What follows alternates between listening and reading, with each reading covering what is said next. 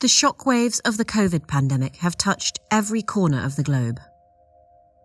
But now the latest data are revealing just how unequal the burden of COVID has been. In this video, we're going to walk through some of those data on two fundamental issues: money and health. This is the pandemic's unequal toll. First, poverty.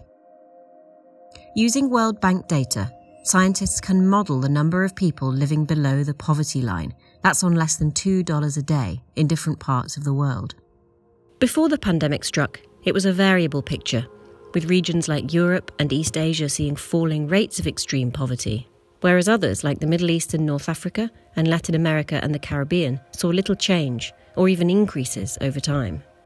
But if we look at global numbers, we can see a steady decrease year on year since 2015. That is, until the pandemic hit.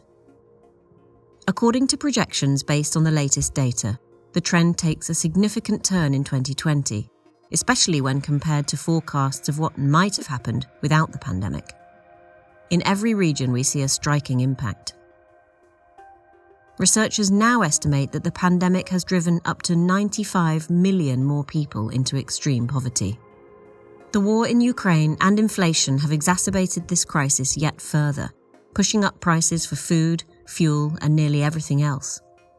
What's more, the projections we're seeing here assume that inflation will impact all demographics equally, but other more pessimistic projections paint a different picture.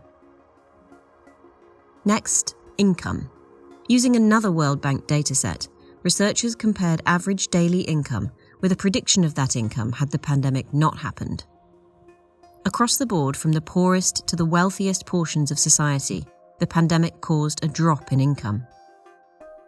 But the picture for these groups changes a lot when you look at how they've recovered as time passed.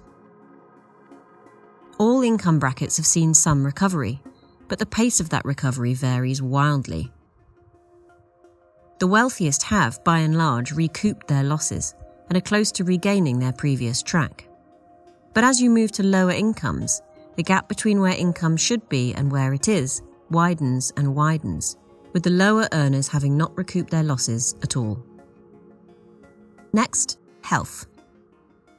Aside from the economic shocks of the pandemic, the disease itself had unequal effects on people's health, and data from the US Centers for Disease Control and Prevention lays that bare.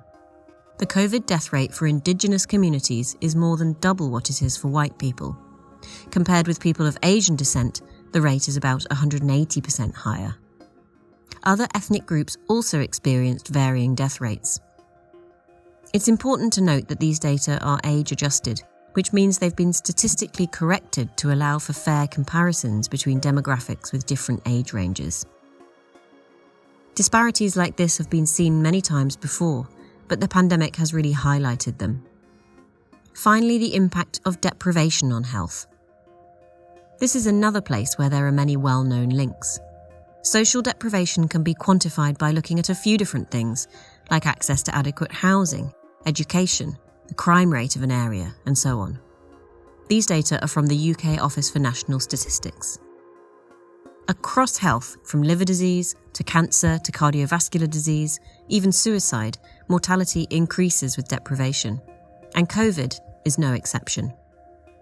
At the peak of the first wave between March and July 2020, the death rate from COVID in the most deprived areas of England was double that of the least deprived regions.